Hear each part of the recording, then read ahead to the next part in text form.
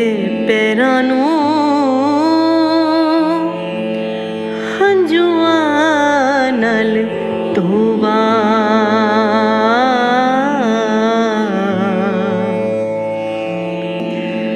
कदे हाल मेरे दिल दा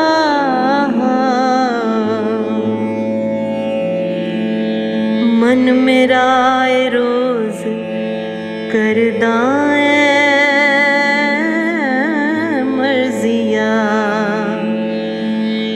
तेरी खातिर रोज ही एदे नाल लड़दियां। तू यूं कर कोई हिला, तू यूं कर कोई वसीला, मुझ गरीब बन दी सुन अर्जुइयां। तेरे पैरां नूं हंजुआं नाल धोवां। शाम ते सवेर इन्ने सोहणे क्यों ने, कौन है जिन्हें मैं ये सोचिया होवां। उठ जावां गफलत दी इस गूढ़ी नींदों, तेरे नाम दे नशे च मैं होवां। तेरे पैरां नूं हंजुआं नाल धोवां।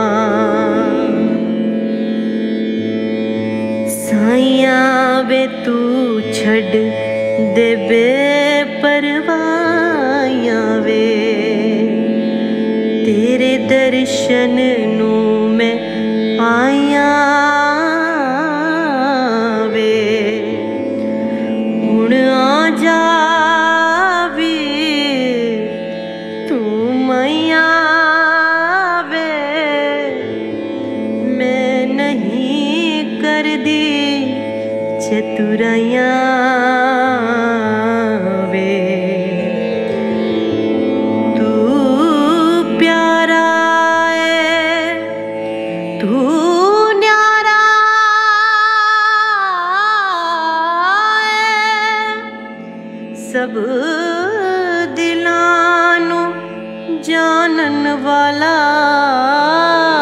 है। मेरा इको एक सहारा है। कदे हाल मेरे दिल दा पुछे जे रब्बा, तेरे पैरां नूं हंजुआं नाल धोवां।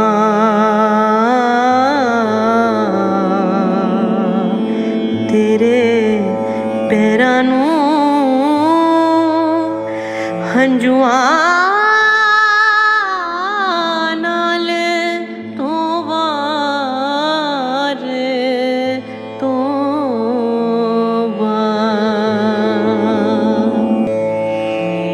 कदे हाल मेरे दिल दा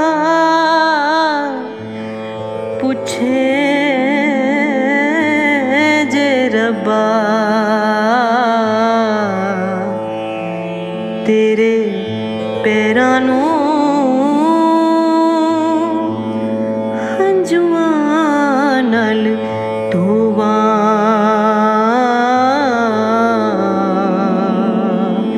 तेरे पैरां नूं हंजुआं नाल धोवां रे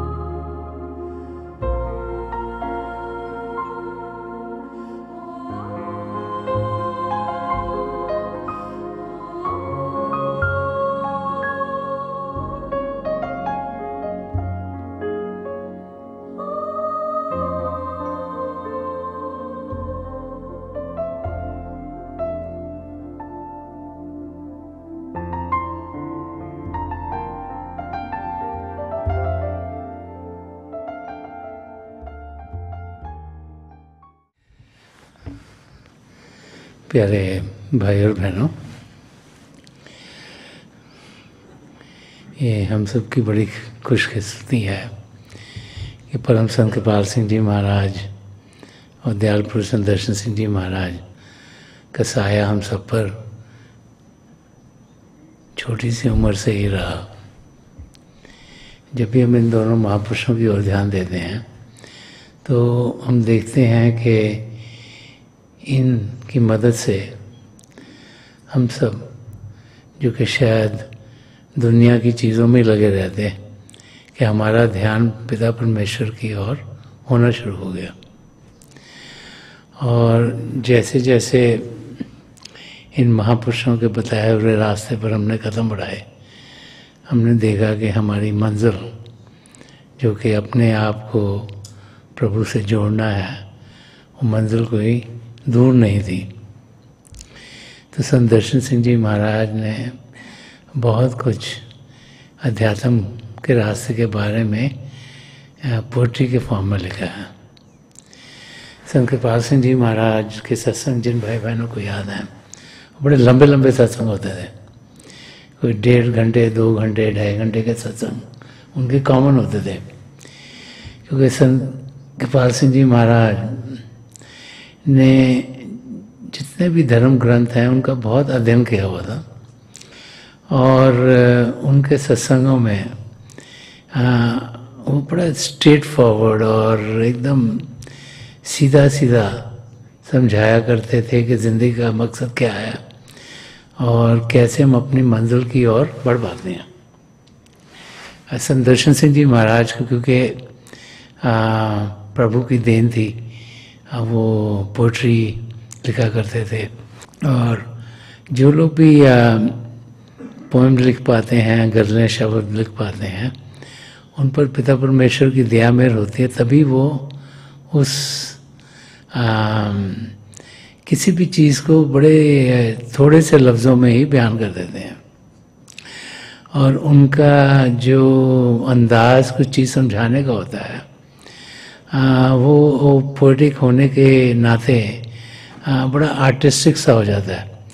तो संदर्शन सिंह जी महाराज के जब हम शेर पढ़ते हैं तो उनको समझने के लिए हमें बहुत गहरी अंडरस्टैंडिंग चाहिए, क्योंकि बहुत सी बार जब हम ऊपर ऊपर से उनको पढ़ते हैं तो हमें एक चीज़ समझ में आती है, लेकिन वो हमें समझाना क्या चाह रहे हैं, वो जब तक उसकी डेप्थ में नहीं हम जाते वो हमें समझने में नहीं आ पाता। संत कृपाल सिंह जी महाराज की टीचिंग बहुत ही सिंपल थी। वो कहते थे एक बनो नेक बनो। पूरा उन्होंने जो पैथ है वो इन 4 लफ्ज़ों में ही डाल दिया कि जो ज़िंदगी का पर्पस है वो प्रभु से एक होना। तो सबसे पहले एक बनो कि भाई ध्यान पिता परमेश्वर की ओर करना है, उससे बेहतर कोई चीज़ नहीं है, वही इम्पोर्टेंट है। और उस एकीकरण को पाने के लिए नेकी का रास्ता इख्तियार करना है। तो जो प्रभु को पाने का रास्ता है, जो प्रभु को जानने का रास्ता है, जिस रास्ते पर चलने के लिए हम सबको ये मानव झोला मिला है, उसको संत कृपाल सिंह जी महाराज ने बड़े थोड़े से लफ्ज़ों में ही समझा दिया। लेकिन हम इंसान हैं, हम सोचते हैं कि कोई चीज़ इतनी आसानी से कैसे मिलेगी। तो हम सोचते हैं कि चीज़ें बहुत कॉम्प्लिकेटेड होंगी। हमारी एक तो समझ में आता नहीं पिता परमेश्वर हैं कहाँ, कैसे हैं, क्या करते हैं, उनके कैरेक्टरिस्टिक क्या हैं। तो हम सोचते हैं तो बड़े कॉम्प्लिकेटेड होंगे, उनको इतनी आसानी से कैसे जाना जा सकता है। फिर हम जब उस नतीजे पे पहुंचते हैं कि प्रभु तो सारी सृष्टि को संभाल रहे हैं, तो फिर हमारी समझ के दायरे से बाहर होता है कि कैसे प्रभु हर एक के भीतर हैं, कैसे सबको संभालते हैं, कैसे सबको रास्ता दिखाते हैं। तो हम इंसान चाहे प्रभु का पाने का रास्ता बहुत सीधा है, उसको समझ नहीं पाते। हम सोचते हैं कि अगर कोई चीज़ थोड़ी मुश्किल करके मिलेगी तो शायद वो बेहतर है। अगर हम अपने धर्मों की ओर भी देखें तो हर एक धर्म में बहुत सी जगहें हैं जिन्हें बड़ा होली माना जाता है, ये बड़ी पवित्र है, इनकी यात्रा ज़िंदगी में ज़रूर करनी चाहिए, क्योंकि यहाँ पे नहीं जाओगे तो तुम्हारा जिंदगी का मकसद पूरा नहीं होगा। और अगर वो जगह कौन सी उन्होंने पिक करी जहाँ पे जाना ही बड़ा मुश्किल है, तो भूल जाते हैं कि पिता परमेश्वर हमारे अंग संग हैं, वो चाहते हैं हम उन्हें जाने, इसलिए उन्होंने हमारी आत्मा को वो रूप दिया जिसमें कि उन्होंने सब चीज़ें दे दी जिसके ज़रिए हम प्रभु से एक में हो सकते हैं। लेकिन हम इंसान होने के नाते हम लोग अलग अलग चीज़ों में खिंचे चले जाते हैं। दुनिया में जीते हुए हम मन इंद्रियों के घाट पर ही जीना शुरू कर देते हैं। हालांकि शुरू से शायद हमें मालूम हो गया हो कि ज़िंदगी का मकसद क्या है, फिर भी हम दुनिया की चीज़ों से परे नहीं रह पाते। हमारे रिश्ते नाते, हमारे लगाव, हमारे खिंचाव, दुनिया में नई नई चीज़ें को पाना, नई नई जानकारी पाना, और हम देखते हैं कि हमारा ध्यान बाहर की दुनिया में ही लगा रहता है। तो एक सच्चे शिष्य की जिंदगी क्या है? कौन है कि जो असलियत को समझ जाता है, और कौन है जो कि असलियत को समझ के अपने मकसद की ओर तेजी से बढ़ पाता है? ये जब हम महापुरुषों की वाणियों को पढ़ते हैं उनके ज़रिए हमें मिलता है। और संत दर्शन सिंह जी महाराज ने कई वर्सेस में बड़ा खोल खोल के समझाया है कि हमें चाहिए क्या। हम लोग जो बाहर की दुनिया में ही फोकस रहते हैं, हम लोग जो समझते हैं कि शायद हम शरीर हैं या हमारा मन है या हमारा दिमाग है, और हम जो पूरी कोशिश करते हैं कि हम इस दुनिया की चीज़ों में बेहतर होते चले जाएं, हम ये भूल जाते हैं कि जो हमारी ज़िंदगी है वो सीमित है, वो सदा सदा के लिए रहेगी नहीं। तो हम सोचते हैं कि हमारे पास बहुत समय है प्रभु को पाने के लिए, और जैसे जैसे उम्र बढ़ती है तब जाके इंसान की समझ में आता है कि साल कितने जल्दी जल्दी जा रहे हैं। जब हम छोटे होते हैं तो लगता है अभी तो बहुत समय है प्रभु को पाने के लिए, दुनिया की चीज़ें कर लें, दुनिया की सैर कर लें, यहाँ की जानकारी पा लें, अपने आप को यहाँ पर इस्टेब्लिश करें, तो पूरा ध्यान उस ओर रहता है। लेकिन भूल जाते हैं कि ज़िंदगी का अंत कब होना है ये तो हमारे हाथ में है नहीं, और न ही हमें मालूम है, और कितने क्षण हमने जीना वही मालूम नहीं कि जो टाइम है वो टिक टिक टिक टिक करते निकलता जा रहा है। तो जितना जल्दी हमारे को समझ में आए कि किस किस्म की ज़िंदगी हमें चाहिए या होनी चाहिए, तभी हम अपने मकसद की ओर तेज़ी से बढ़ पाएंगे। बहुत से लोग जब संत महापुरुषों के शरण में भी पहुंचते हैं तो जब उन्हें मौका मिलता है कुछ मांगने का तो दुनिया की चीज़ें मांगते हैं। अगर किसी बच्चे का एग्ज़ाम है तो वो यही मांगता है कि मैं एग्ज़ाम में अच्छी तरीके से पास हो जाऊं। अगर कोई कॉलेज पढ़ चुका है तो वो नौजवान यही मांगता है कि मेरी नौकरी लग जाए। अगर कोई उस उम्र में है जबकि लगता है शादी होनी चाहिए तो मांगते हैं कि हमारी शादी हो जाए, और जिनकी शादी हो गई हो वो सोचते हैं हमारे बच्चे हो जाएं। और जैसे जैसे हम बड़े होते हैं, हमारे माँ बाप और भी बुजुर्ग हो जाते हैं, तो फिर प्रार्थना होनी शुरू होती है कि हमारे माँ बाप ठीक रहें, उनको कोई तकलीफ ना हो, उनको दुख दर्द ना हो। और अगर हम सोचें कि हम संत महापुरुष से मांगते क्या हैं तो देखेंगे तो 99.9% चीज़ें सब दुनिया की होती हैं। मोस्टली तो जब भी कोई मांग रहा होता है उसकी यही ख्वाहिश होती है कि कोई या तो दुनिया की चीज़ मिल जाए या कोई चीज़ ठीक हो जाए या उनकी फिनेंशियल स्टेट बेटर हो या उनके रिलेशनशिप बेटर हो। सब दुनिया की चीज़ें इंसान मांगता है। और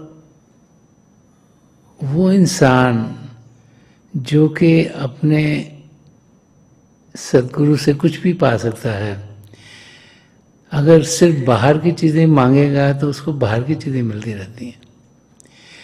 मांगना उनसे क्या चाहिए? ये संत दर्शन सिंह जी महाराज ने कई बार ये अपने लफ्ज़ों में समझाए। एक जगह फरमाते हैं कि नहीं जानता कि मैं क्या तुझसे मांगूं, जो मेरे लिए है भला चाहता हूँ। कि मुझे तो उतनी समझ है, सिर्फ जितने मेरे अनुभव हुए हैं इस दुनिया में उतनी समझ है, तो उस समझ में ही मैं मांगूंगा तो मेरा कोई फायदा नहीं होगा। बट हे प्रभु, आप तो मेरा शुरुआत भी मेरी जानते हो, आज मेरे साथ क्या रहा वो भी जानते हो, मेरे साथ आगे क्या होगा वो भी जानते हो, तो जो आपको ठीक लगता है वही आप दीजिएगा। और जो एक सच्चे शिष्य की जिंदगी है, वो जब हम संत दर्शन सिंह जी महाराज के लिखे हुए लफ्ज़ों को पढ़ते हैं, वो एक्सप्लेन करती है कि कैसे छोटे छोटे इंसिडेंट्स लाइफ के कितने इम्पोर्टेंट हैं, कि एक क्षण में ही इंसान सब कुछ पा सकता है अगर वो रिसेप्टिव होगा, अगर उसकी अटेंशन ठीक होगी। तो एक शेर है संत दर्शन सिंह जी महाराज का, इसमें 2 लाइनों में संत दर्शन सिंह जी महाराज ने कई रूहानियत के कॉन्सेप्ट्स को क्लियर करा। तो फरमा रहे हैं कि जलवाए दोस्त तुझे अपने तबस्सुम की कसम, कि जलवाए दोस्त तुझे अपने तबस्सुम की कसम, मेरी दुनिया में भी एक बार सहर हो जाए, मेरी दुनिया में भी एक बार सहर हो जाए। तो इस वर्स को अगर समझने की कोशिश करें, सबसे पहले तो संत दर्शन सिंह जी महाराज कह रहे हैं जलवाए दोस्त। तो जलवाए दोस्त वो किसको कह रहे हैं? अपने सदगुरु को, अपने महापुरुष को, ने संत महापुरुष को। और उनको जलवाए दोस्त क्यों कह रहे हैं? पहले तो दोस्त क्यों कह रहे हैं? महापुरुष समझाते हैं कि सबसे नज़दीकी दोस्त हमारे सदगुरु हैं। क्यों? क्योंकि वो हमें हर हालत में हमारी मदद करेंगे। दुनिया में जितने हमारे दोस्त होते हैं, वो दुनिया में कई लाइफ में लगता है कि एक दूसरे की लोग मदद करते हैं, पर जनरली क्या होता है कि लोग दोस्ती करते हैं जितना कि उनसे गिव एंड टेक हो। हर एक जो भी 2 लोग हैं दोस्ती कर रहे हैं आपस में, या एक से ज़्यादा दोस्त हैं, वो कुछ गिव एंड टेक, एक की मदद करने की कोशिश करता है, दूसरी करता है, और फिर एक्सपेक्टेशन होती है कि मैंने इसकी मदद की है, मेरी मदद करेगा। मगर एक सदगुरु हैं जो हर हालत में हमारे अंग संग रहते हैं, चाहे चीज़ें हमारे साथ बेहतर हो रही हों चाहे ना बेहतर हो रही हों, चाहे हम ठीक हों चाहे हमने गड़बड़ की हो, और चाहे हम किसी भी स्टेट में से जा रहे हों, उनका सहारा, उनका हाथ, उनकी हेल्प, उनकी मदद हर पल हमारे अंग संग होती है। इसीलिए अपने सदगुरु को रूहानियत के रास्ते पर दोस्त कहा गया, कि वो हर समय हमारे मददगार हैं, वो हमारे सच्चे मित्र हैं, सच्चे दोस्त हैं, क्योंकि उनको हमसे कुछ चाहिए नहीं। दुनिया में जो भी हमारे रिलेशनशिप हैं, चाहे बच्चों के माँ बाप से हों, चाहे पति पत्नी में हों, चाहे और जितने भी रिलेटिव्स इंसान के होते हैं, नियर रिलेटिव्स के हों, सब में कुछ गिव एंड टेक है।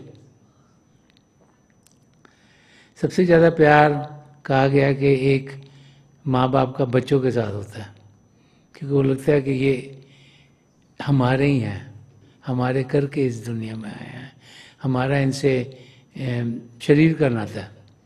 और उनको बच्चों को माँ बाप बहुत प्यार करते हैं। पर जैसे जैसे उम्र बढ़ती चली जाती है, हम देखते हैं जब बच्चों के अपने बच्चे होने शुरू हो जाते हैं, तो कोई माँ बाप का ख्याल कोई नहीं करता इतना ज़्यादा। आजकल तो बहुत ही कम करते हैं, पुराने ज़माने तो फिर भी करते थे, पर आजकल तो जैसे जैसे बच्चे अपने सेटल होते हैं, अपना कमाना शुरू करते हैं, उनको लगता है माँ बाप की तो अब लोड़ ही नहीं है, इनफ मनी हमारे पास आ रहा है, हम अपने आप जी रहे हैं, हम बहुत पढ़ लिख गए, हमको तो बहुत समझ आया। तो चांसेस आर कि जब माँ बाप को उनकी नीड पड़ती है, क्योंकि माँ बाप जब 60, 70, 80 में जाते हैं तो ज़रूर कभी शरीर में तकलीफ़ होगी, कभी हो सकता है रिटायर हो गए, कोई मॉनेटरी प्रॉब्लम आ गई, कभी और कोई तकलीफ़ हो, तो यू एक्सपेक्ट कि जो हमारे बच्चे हमारा ख्याल करेंगे, क्योंकि वो पुराने टाइम में ऐसे ही चल रहा था कि बच्चे माँ बाप को ख्याल करते थे। But as times have change, तो आजकल तो बच्चे कहते हैं बेटर है कि भाई आप होम में ही रहो, हम पैसे दे देंगे, आप इसको घर में रख लो, उनसे काम करवा लो, सानू तकलीफ ना दो। So things change.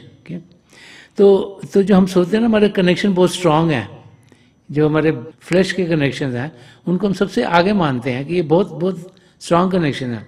जैसे जैसे उम्र बढ़ती लगता जाता है ये तो यूजलेस हो गए, ये तो उनको लोड थी इस करके हमारे से कनेक्शन है, जब लोड नहीं हुई तो ससरी अकाल करके चले गए अपने।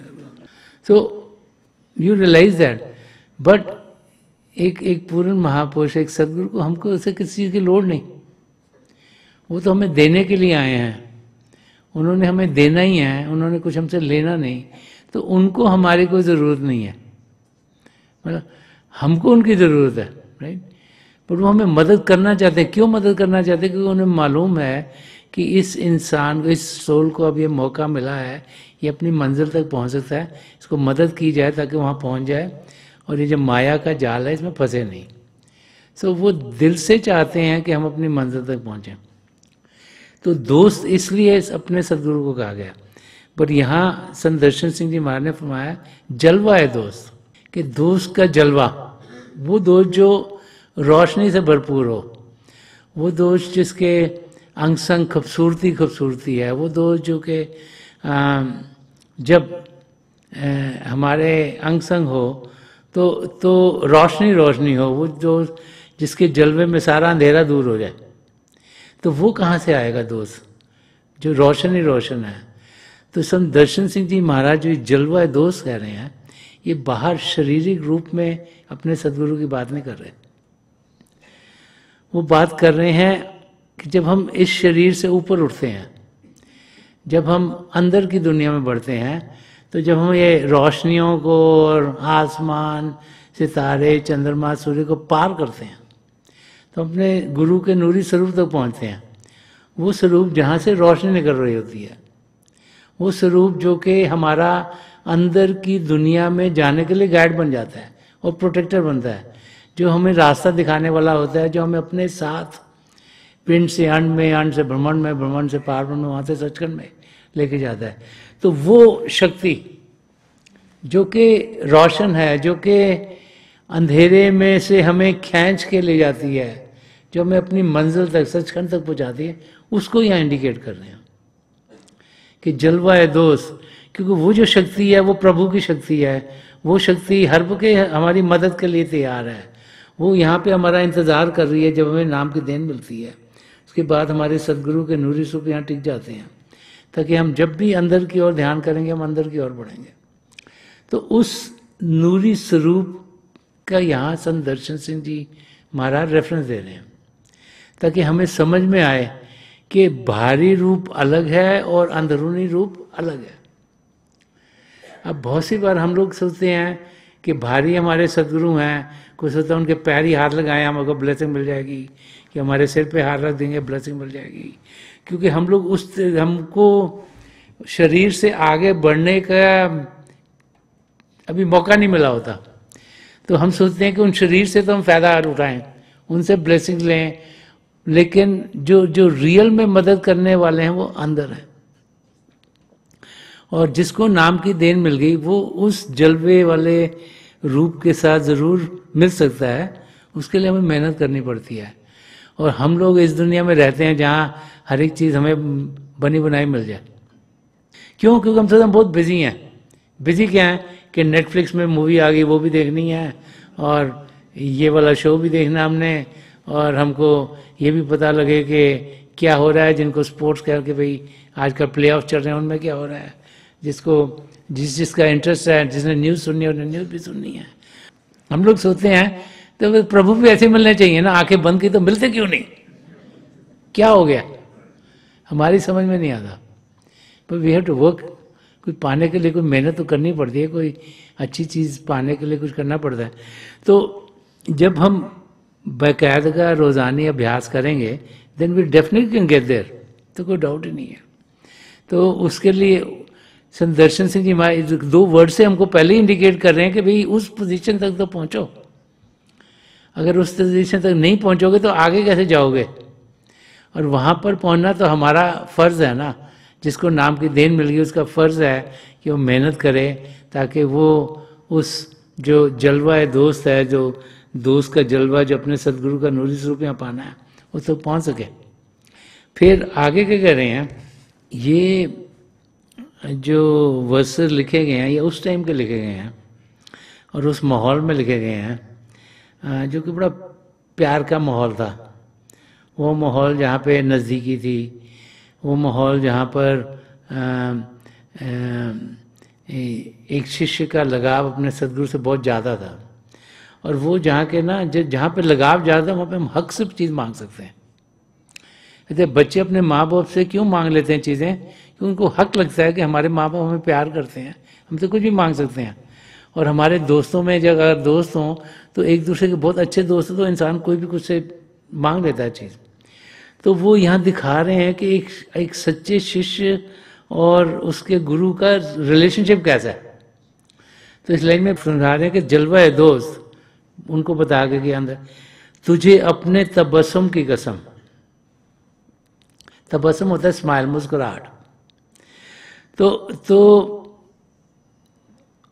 उस पार्ट ऑफ द वर्ल्ड में एक दूसरे को आदमी कसम दे देता है कि तेरे को कसम है मेरे को ये करके दो। आप वो आप जब बच्चे हो गए आप देखते होगे कि भाई वो इसलिए कि मेरे को आप अश्योरेंस दे दो कि आप ये करोगे। वो अश्योरेंस मांगना कि भाई आप ये चीज़ मेरे लिए करोगे, उसी की कसम देते हैं। जैसे कोई चीज़ अगर कोई मांगता है तो कहता है हाँ ये मेरी माता जी की कसम है या मेरे पिताजी की कसम है। सो ऐसे वर्ड यूज़ करते हैं कि भाई हाँ ये तो श्योरली होगा ना, ये होना चाहिए। तो इसमें ये दिखाया है कि एक शिष्य अपने सदगुरु से जैसे हक से मांग रहा है, कह रहा है कि आपको कसम है आपकी मुस्कुराहट की, क्योंकि सदगुरु तो मुस्कुराएंगे हर वक्त। तो कह रहा है आपको मुस्कुराहट की कसम है कि मेरे को ये चीज़ मिलनी चाहिए कि जलवा है तो तुझे अपने तबस्सुम की कसम। वो कह रहे हैं कि जो आपका जो स्माइल है, जो आपकी मुस्कुराहट है, उसकी आपको कसम है। और क्या कसम क्या, कुछ मांगना है ना। तो वो दिखा रहे हैं कि कितने हक से एक रिलेशनशिप इतना स्ट्रांग एक शिष्य और सदगुरु का होना कि वो हक से कुछ चीज़ मांग सकता है।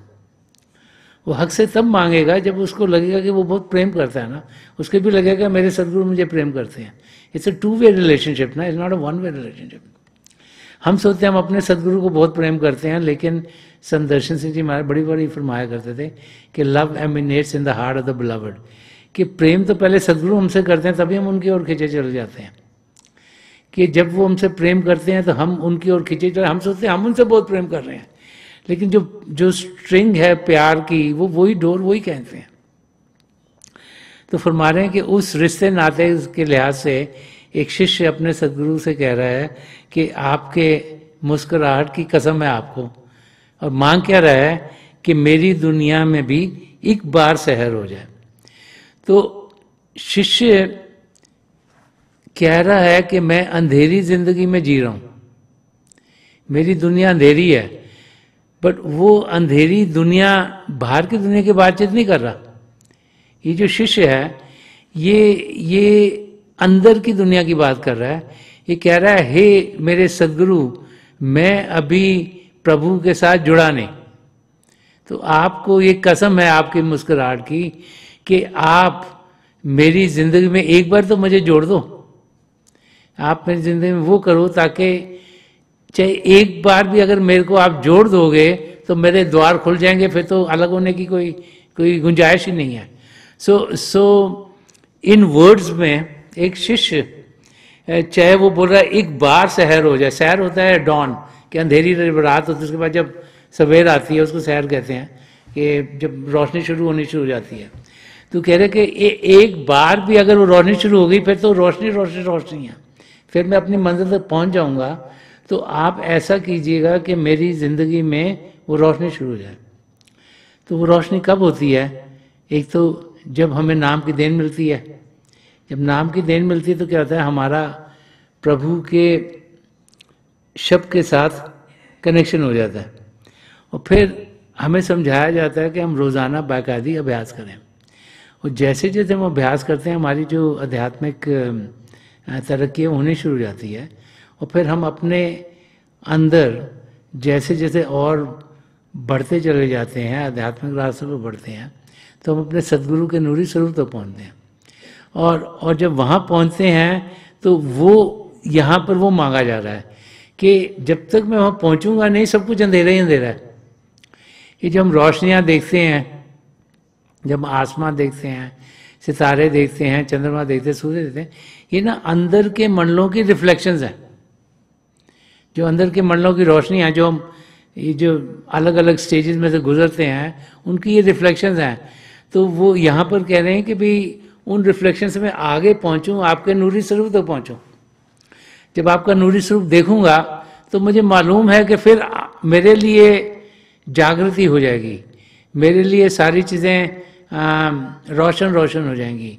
मेरी ज़िंदगी का जो अंधेरा है, जो मुझे अपनी मंजिल से दूर रख रहा है, वो दूर हो जाएगा और फिर मेरे कदम अपनी मंजिल तक तेज़ी से बढ़ेंगे। तो संत दर्शन सिंह जी महाराज इस वर्ष के ज़रिए हमें समझा रहे हैं कि हमारे लिए ज़रूरी क्या है। हम लोग बहुत सी बारी मेडिटेशन पर बैठते हैं और थोड़ी देर बैठते हैं, देखते हैं और कुछ दिख नहीं रहा, ये नहीं हुआ, वो नहीं हुआ, और फिर बंद कर देते हैं। वो हमें समझा रहे हैं कि हम बार बार बैठें, रिपीटेडली बैठें, कि जो मेडिटेशन करना है, जो भजन सिमरन करना है, ये एक प्रैक्टिस है। जितना ज़्यादा प्रैक्टिस करेंगे उतना ज़्यादा हम अनुभव कर पाएंगे। तो ये जैसे बार बार करेंगे तो हम ज़रूर समय के साथ अपने सदगुरु के नूरी स्वरूप तक पहुँच सकते हैं। और एक बार वहाँ पहुँच गए तो फिर सवेरा ही सवेरा है, फिर कोई अंधेरे की गुंजाइश ही नहीं, और फिर हम अपनी मंजिल तक ज़रूर पहुँचेंगे, क्योंकि हमारा काम है उस नूरी स्वरूप तक पहुँचना, और आगे उनका काम है हमें प्रभु के साथ मिला देना। तो संत दर्शन सिंह जी महाराज इस वर्ष के ज़रिए हमें समझा रहे हैं कि अंदरूनी रास्ता क्या है और हमें किस किस्म की मेहनत करनी है, हमें कहाँ तक पहुँचना है। और बार बार संत कृपाल सिंह जी महाराज फरमा गए हैं कि जो एक इंसान कर सकता है दूसरा भी कर सकता है, कि हम सब पिता परमेश्वर के परिवार की संतान हैं। तो हम सब के पास हक है कि हम प्रभु को जाने, प्रभु को पहचाने, और उसी हक से यहाँ संत दर्शन सिंह जी महाराज ये मांग रहे हैं कि जलवा है दोस्त तुझे अपने तबस्सुम की कसम, कि मेरी दुनिया में भी एक बार सहर हो जाए। तो एक तो हमें समझा रहे हैं कि एक शिष्य और उसके सदगुरु का रिश्ता नाता प्रेम का नाता है, वो जो कि दिव्य प्रेम है, जो कि डिवाइन लव है। और उसमें ये ज़रूरी है कि हम बाकायदगी से अभ्यास करें। हमारे सदगुरु की हर समय हमारे और हाथ बढ़ा रहता है ताकि हम दुनिया की दलदल से निकल पाएँ। वो चाहते हैं हम अपनी मंजिल तक पहुँचें, और वो चाहते हैं कि हम जितना जल्दी हो सके अपनी आत्मा का मिलाप परमात्मा में करा पाएँ। तो जब हम महापुरुषों के लफ्ज़ों को पढ़ते हैं, समझते हैं, तो हर एक शेर में संत दर्शन सिंह जी महाराज ने इतनी इन्फॉर्मेशन पैक करी हुई है कि अगर एक शेर को भी समझ कर अपनी ज़िंदगी वैसे बनाए, और आज के बाद हम सुन लें कि हमारा काम ही है अपने सदगुरु के नूरी स्वरूप तक पहुँचना, तो then our job will be done, हम अपनी मंजिल तक पहुँच जाएंगे। होता क्या है कि हमें पता भी होता है, फिर भी हम और कामों में लग जाते हैं। हमें लगता है हो ये बहुत ज़रूरी है, वो बहुत ज़रूरी है, वो बहुत ज़रूरी है, और जो मेन काम है करने का उसे भूल जाते हैं।